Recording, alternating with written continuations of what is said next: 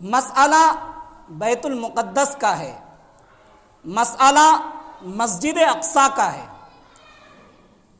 مسجد اقصیٰ اسی کا دوسرا نام بیت المقدس ہے۔ مذہب اسلام میں اس کا ایک اونچا مقام، عرفہ مقام، اعلیٰ مرتبہ رہا ہے۔ چنانچہ مسلمانوں کا پہلا قبلہ بیت المقدس ہے۔ حضرت براء بن عازب رضی اللہ تعالی عنہ فرماتے ہیں، مدینۃ المنورہ ہجرت کرنے کے بعد نبی کریم صلی اللہ علیہ وسلم نے اور حضرات صحابہ کرام رضی اللہ عنہم اجمعین نے تقریباً 17 مہینے تک مسجد اقصیٰ کی طرف، بیت المقدس کی طرف رخ کر کے نماز پڑھی۔ پھر اس کے بعد تحویل قبلہ کا واقعہ پیش آیا اور قبلہ بدل دیا گیا۔ اب ہمارا کعبہ اور قبلہ وہ مسجد حرام ہے، بیت اللہ شریف ہے۔ تو خیر 17 مہینے تک مسلمانوں کے لیے جو پہلا قبلہ رہا وہ بیت المقدس ہے۔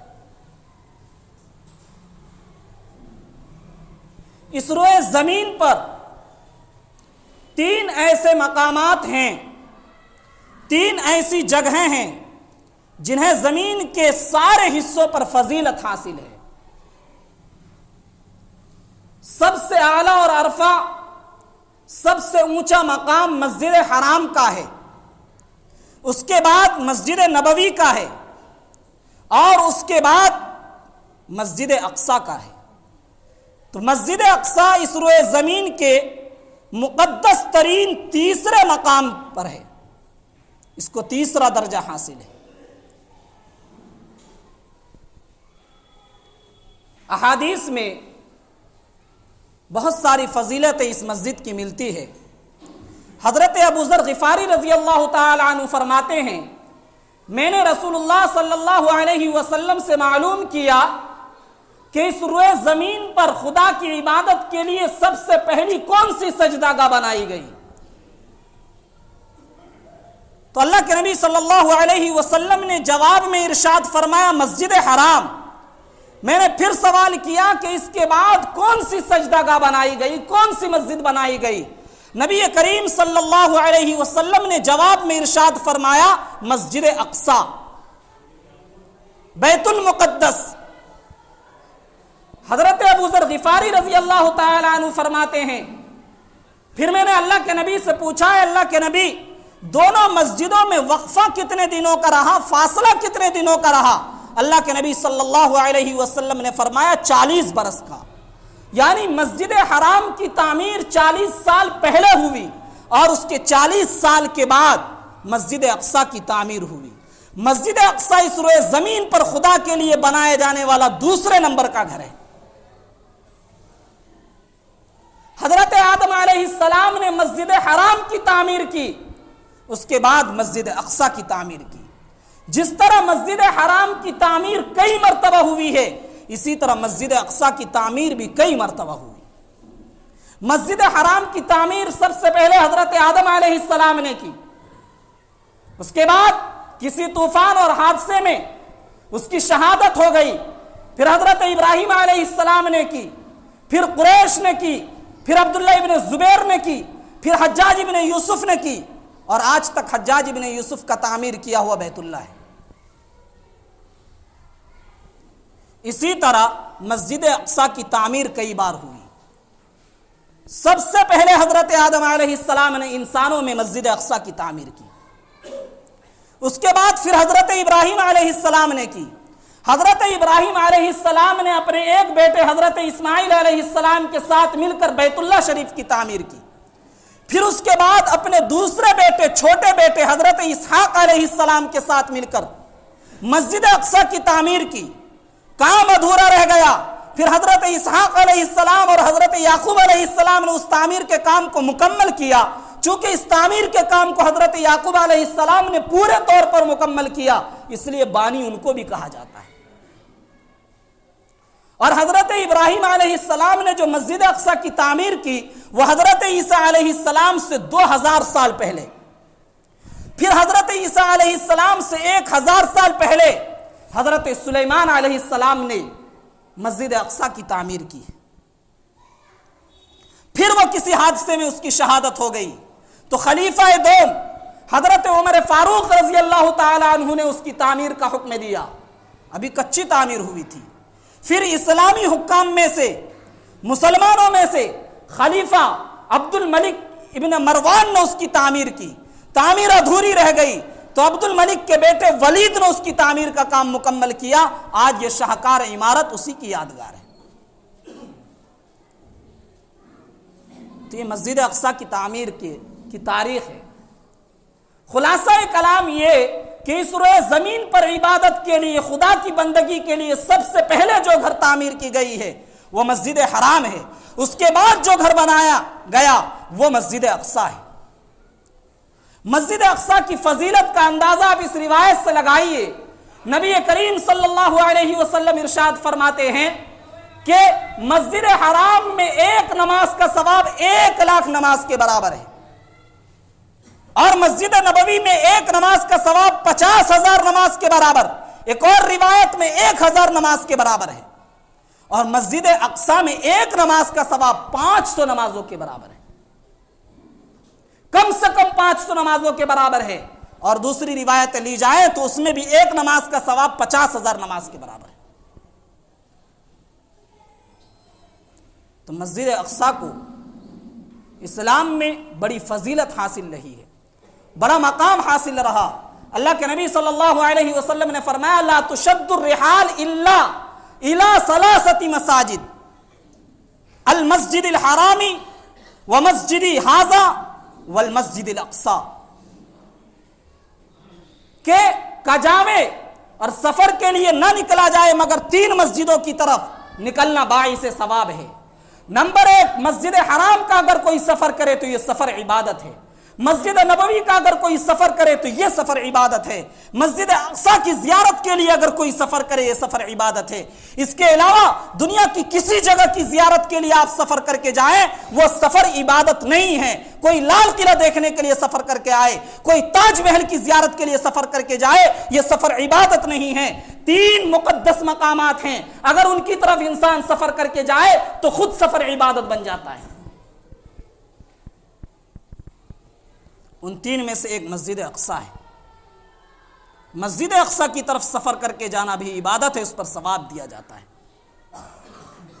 مسجد اقصی کو تقدس حاصل ہے، فضیلت حاصل ہے، اور مسلمانوں کا رشتہ مسجد اقصی کے ساتھ ابتدائی اسلام سے رہا ہے، اور بڑا گہرا تعلق اور رشتہ رہا ہے۔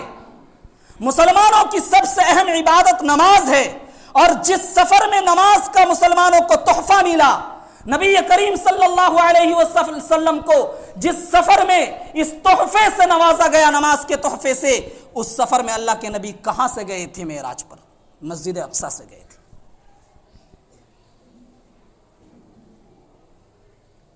معراج کے اس واقعے کو واقعہ اسراء بھی کہا جاتا ہے، واقعہ معراج بھی کہا جاتا ہے۔ مسجد حرام سے اللہ کے نبی چلے، مسجد اقصی پہنچے، پھر مسجد اقصی سے چلے اور معراج پر پہنچے، اللہ سے ملاقات کی، بات چیت کی، اور وہاں نماز کا تحفہ ملا۔ مفصل واقعہ ہے معراج کا۔ تو نماز جو سب سے اہم عبادت ہے، جس سفر میں یہ تحفہ نبی کو دیا گیا، اس سفر میں ایک مقام مسجد اقصی کا تھا، وہاں نبی کریم صلی اللہ علیہ وسلم رکے اور انبیاء علیہم السلام کی امامت فرمائی۔ تمام انبیاء علیہم السلام نے نبی کی اقتداء میں مسجد اقصی میں نماز پڑھی۔ روایت لمبی ہے، اللہ کے نبی صلی اللہ علیہ وسلم فرماتے ہیں میرے سامنے براق کو لایا گیا۔ براق ایک سفید رنگ کا جانور تھا جو گدھے سے بڑا اور خچر سے چھوٹا تھا۔ رفتار اور اسپیڈ اتنی تیز تھی کہ اس کی نگاہ جہاں پہنچتی تھی وہ اپنا قدم وہیں رکھتا تھا، یعنی نگاہ کی آخری حد جو ہوتی تھی، جہاں تک نگاہ پہنچتی اس کا قدم وہیں پڑتا تھا، اتنی اچھل کر چلتا تھا، اتنے تیز چھلانگ کے ساتھ وہ چلتا تھا۔ اللہ کے نبی فرماتے ہیں فَرَكِبْتُهُ، میں اس پر سوار ہو گیا، فَسَارَ بِي حَتَّى أَتَيْتُ بَيْتَ الْمُقَدَّسِ، اور پھر وہ براق مجھے لے کر چلا یہاں تک کہ میں بیت المقدس آیا. میں نے اس براق کو، اس سواری کو بیت المقدس کی دیوار سے کڑی لگی ہوئی تھی، جانوروں کو باندھنے کے لیے کڑی لگا دی جاتی ہے دیواروں میں، کڑی لگی ہوئی تھی، اس کڑی سے میں نے باندھ دیا، لوہے کی کڑی، زنجیر جیسی. پھر مسجد کے اندر داخل ہوا، نماز پڑھی. انبیاء علیہم السلام نے میری امامت میں نماز پڑھی، میری اقتداء میں نماز پڑھی. نماز سے فارغ ہو کر میں مسجد کے باہر آیا. جبرائیل میرے سامنے 2 پیالہ لے کر آئے، ایک میں شراب اور ایک میں دودھ. میں نے دودھ والا پیالہ لیا. حضرت جبرائیل علیہ السلام نے فرمایا آپ نے فطرت کو اختیار کیا ہے، ایک اچھے انسان کی فطرت یہی ہے کہ وہ دودھ پی اور شراب چھوڑ دے. پھر اس کے بعد مجھے معراج پر لے جایا گیا، اور اسی معراج پر اللہ کے نبی کو نماز کا تحفہ دیا گیا، جس کی تفصیل ہے. خلاصہ کلام یہ ہے کہ مسجد اقصیٰ سے مسلمانوں کا رشتہ ابتدائی اسلام سے رہا. اور کیوں نہ ہو، مسجد اقصیٰ کوئی معمولی جگہ نہیں ہے. بے شمار انگنت انبیاء علیہم السلام کا قبلہ رہی ہے یہ مسجد.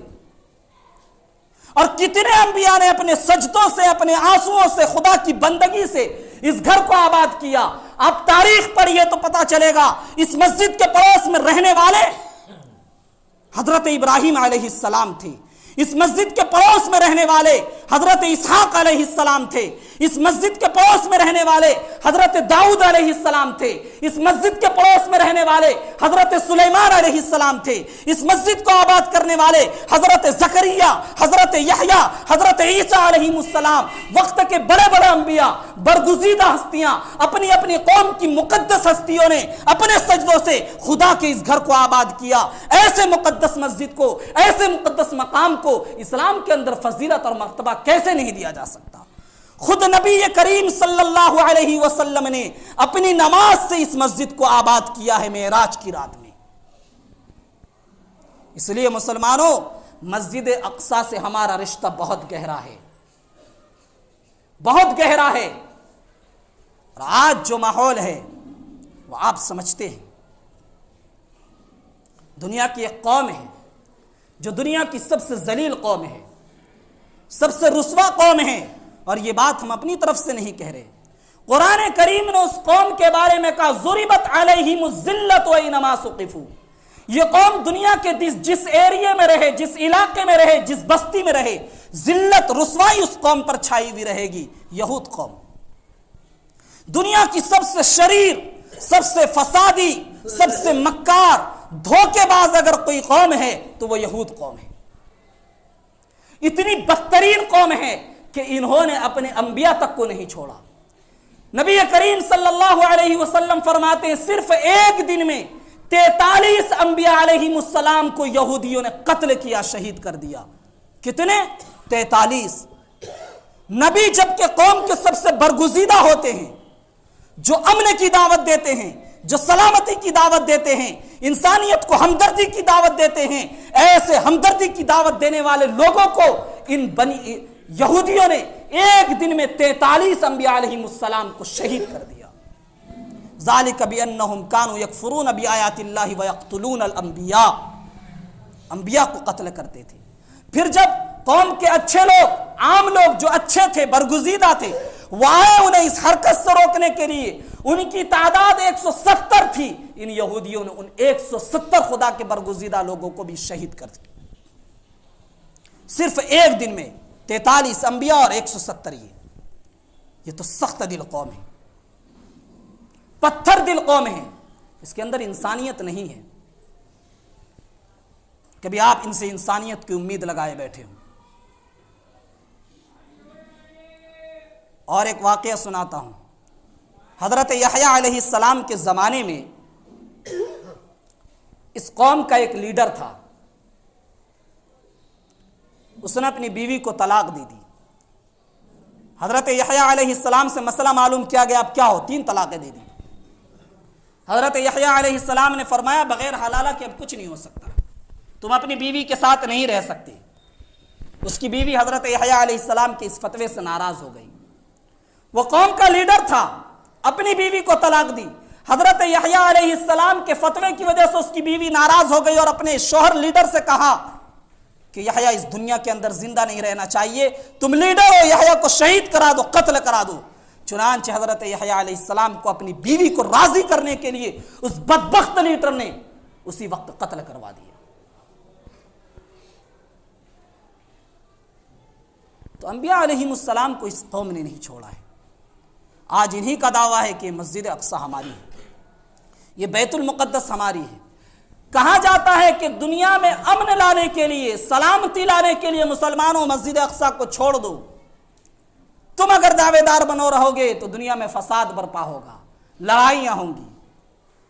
تاریخ یہ بتاتی ہے کون حق پر ہے کون ناحق پر ہے، وہ فیصلہ تو تاریخ کرے گی۔ آج کی میڈیا آپ کو سچ نہیں بتا سکتی، آج تو سب کھیل الٹا دکھایا جا رہا ہے۔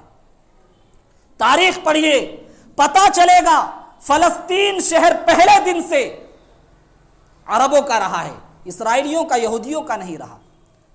اور مسجد اقصی کے آباد کرنے والے خدا کے پیغمبر برگزیدہ لوگ رہے ہیں، جو ایمان والے تھے، غیر ایمان والے لوگ نہیں رہے۔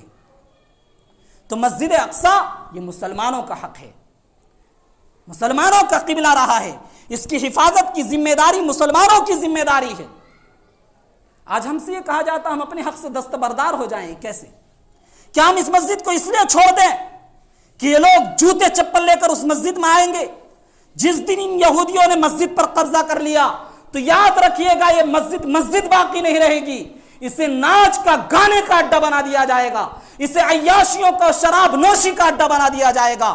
ماضی میں ان کی یہی تاریخ رہی ہے۔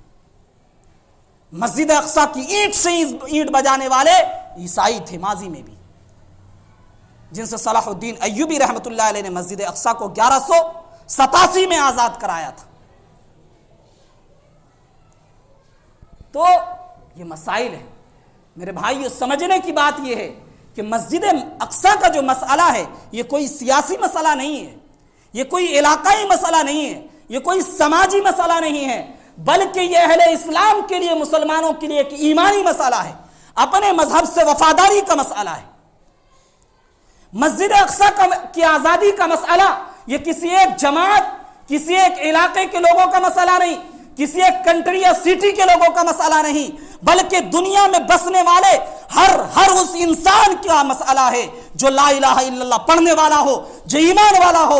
ہر ایمان والے کی ذمہ داری ہے، چاہے وہ کسی بھی ملک کا رہنے والا ہو، کسی بھی شہر کا رہنے والا ہو، کسی بھی صوبہ کا رہنے والا ہو، اس کا رنگ کچھ ہو، اس کی برادری کچھ ہو، اس کی زبان کچھ بھی ہو، اگر وہ لا الہ الا اللہ پڑھنے والا ہے، مسجد اقصی کی آزادی کا مسئلہ ہر ایک ایمان والے کا مسئلہ ہے۔ اس لیے ہمیں ایسے وقت میں بہت سے کام کرنا چاہیے، صرف زبانی تقریروں سے مسئلے کا حل نہیں۔